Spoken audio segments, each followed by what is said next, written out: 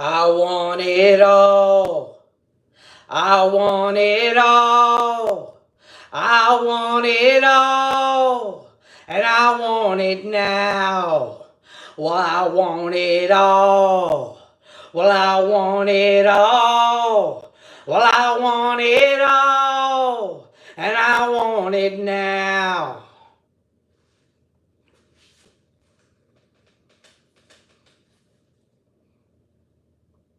Baby, baby, baby. What's it gonna be? Oh, baby, baby, baby. Is it him or is it me? Don't make me waste my time. Don't make me lose my mind, baby.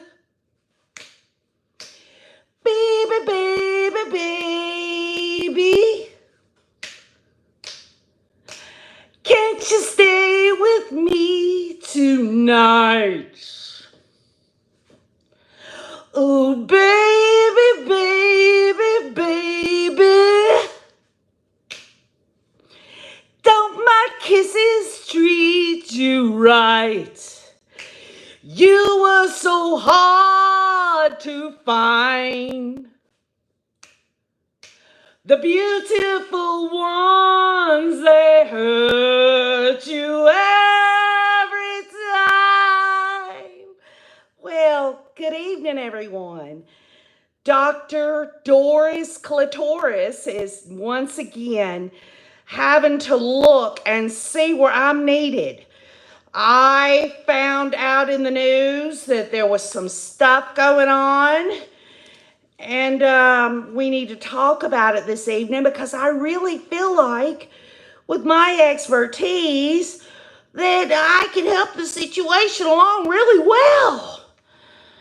I am an expert in the sexuality of the lowercase g. I'll tell you what, I've got my dang credentials.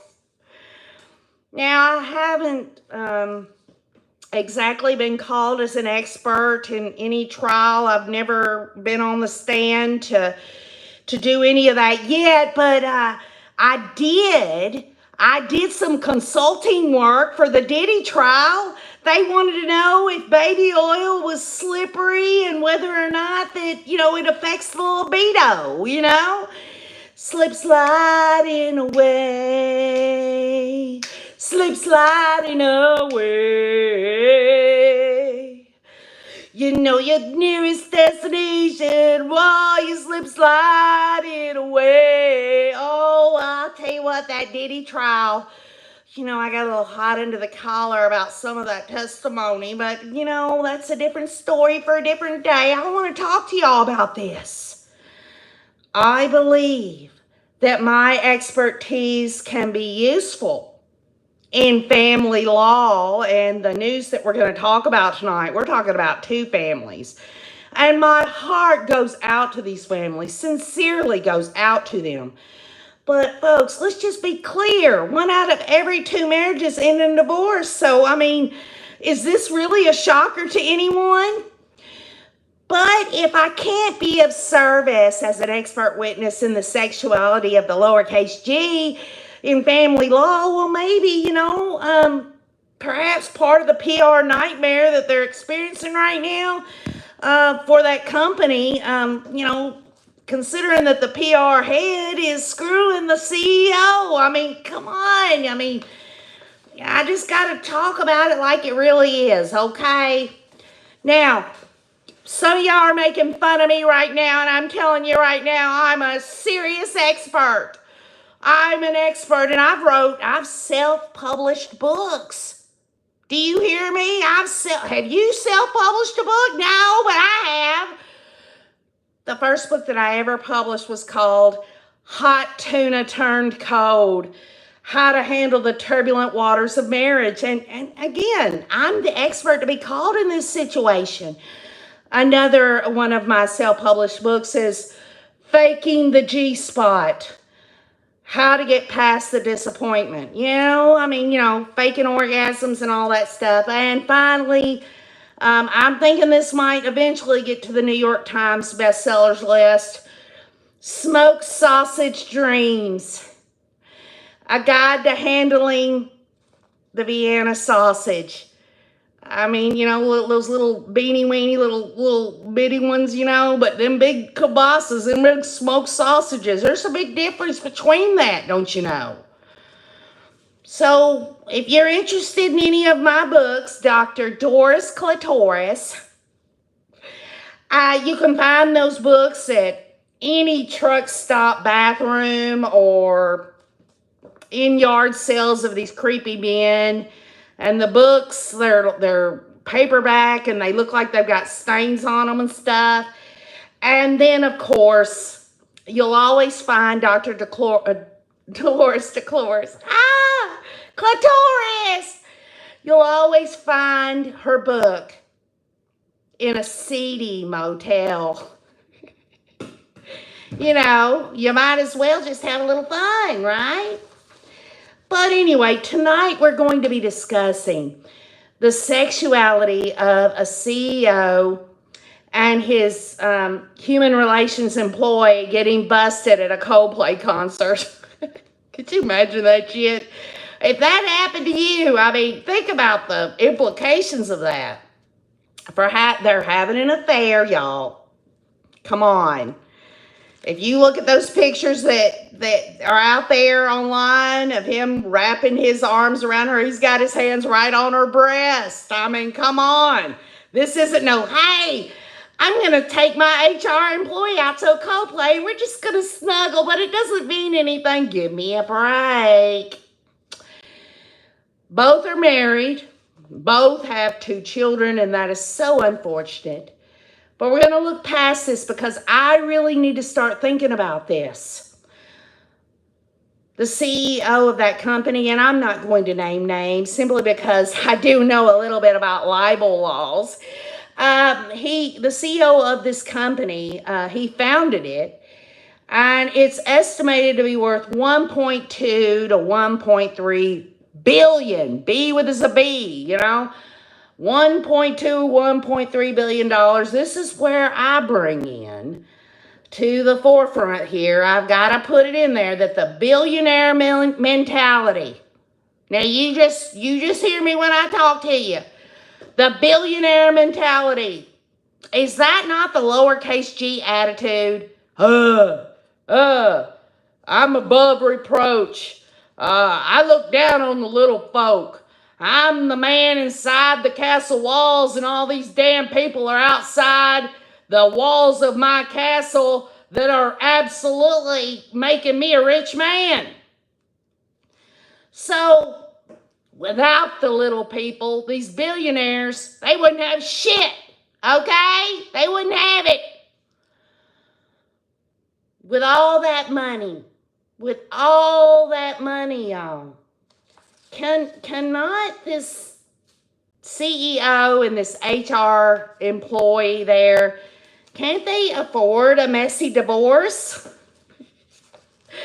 Perhaps the family law court will get involved. And this is where I come in to save the day for the defense of this CEO and his employee lover. How about that? I want to defend this CEO because I am an expert in sexuality. And I want to talk about this just a little bit further. If they don't use me in family or some kind of company suit or something for my expert opinion, then they're screwed. They're so screwed as much as he was screwing his employee. Isn't that neat? But anyway, for the right price, I can give expert testimony on the sexuality of the lowercase g. And this guy is so loaded with money, he surely has the mind of one of these people that think they're just above everybody else. And his lover, this woman, climbing up the corporate ladder by climbing on the CEO's lap and playing giddy up, giddy up, giddy up, giddy up, giddy up. Do the bonanza. She needs to know all about the bonanza now, doesn't she? Huh? But I can explain away. This tawdry affair. With my expert opinion on the sexuality of the lowercase g, I can do it. And I'm a serious person. I've got demonstrative exhibits that I can add into my package on being an expert in family law or criminal court or anything like that. I tried to get a gig with Chad Daybell, but John Pryor, he just used me. He just used me for sex and promised me that he was going to let me testify as an expert. And now he knew his dang client, that damn asshole, was screwed. And he never called me into Idaho. I didn't get the garden bathtub with the big bath bombs or anything like that. I was expecting oysters on the half shell. I thought I had it going on. And he got 3 minutes from me, and I'm so mad about it because you know what? I got a side gig. My side gig is that I am orange sherbet. I am so tangy, and I'm so fresh and beautiful, and all the things that orange sherbet does when you take a lick of it. I just was mad about the whole thing, but I'm going to get my experiences in the court system.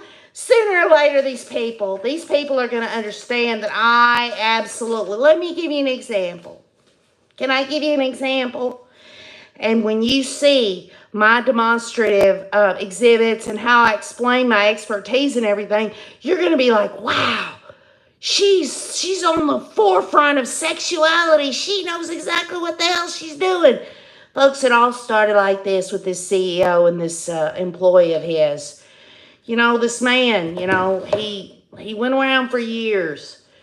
I mean, this is right here. This is a gourd, but I can use it demonstratively. Should I not be able to do that? I mean, this could represent the ball sack, and this could be, he's young and all that. Look at that. Look at that there. I mean, you talk about, that's full.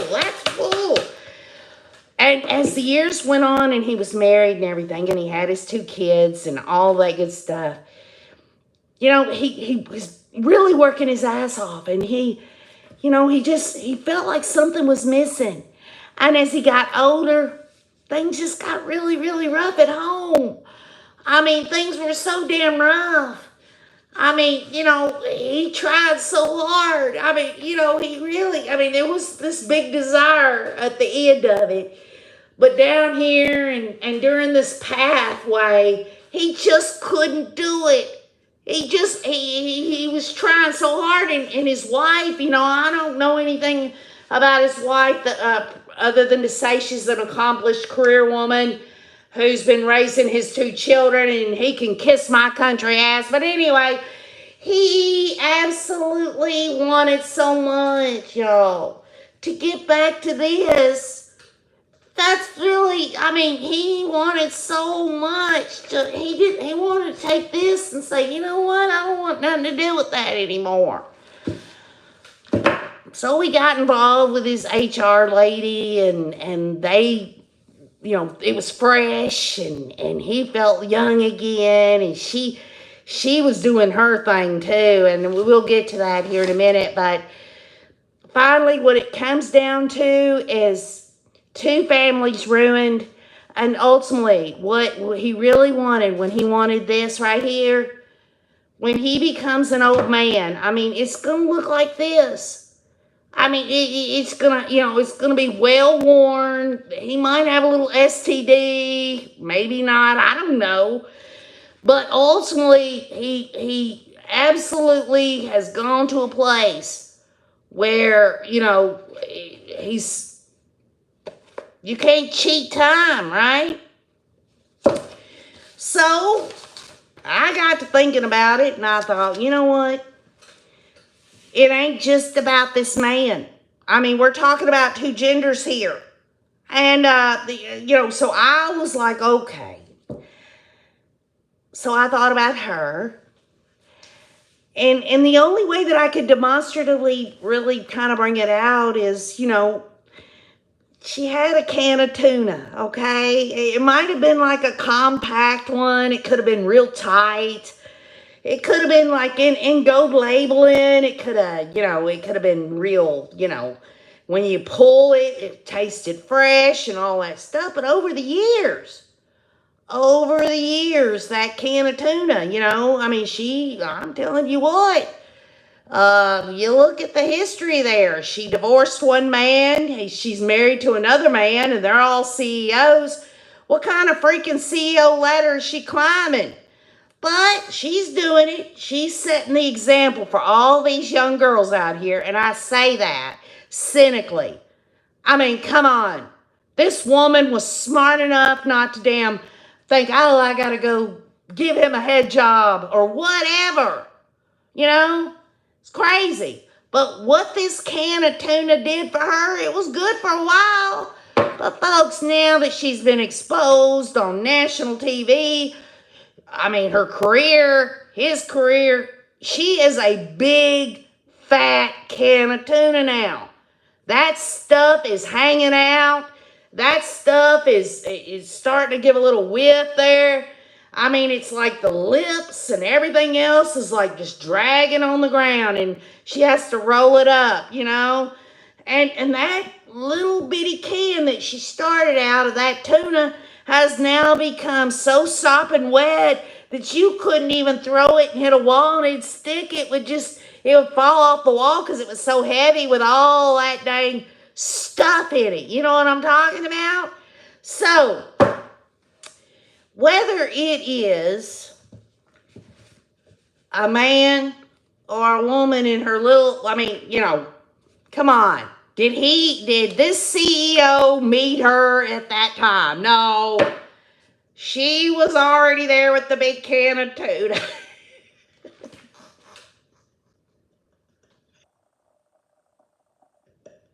I'm sorry. Okay. And she already had that tuna. And he used some of that gel, or he used the pills or something, and it kind of reminded him of his earlier years. And that can of tuna and that big...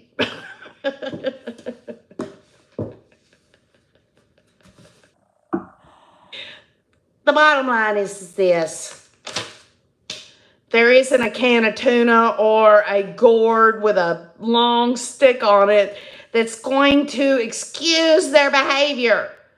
But as an expert in the sexuality of the lowercase g, he was just trying to get him some. And she didn't care. She fakes it anyway. She's been rode hard and put up wet all of her life. So, whatever, right? Whatever. Peels your banana, whatever. Plays your piano, whatever. Whatever floats your boat.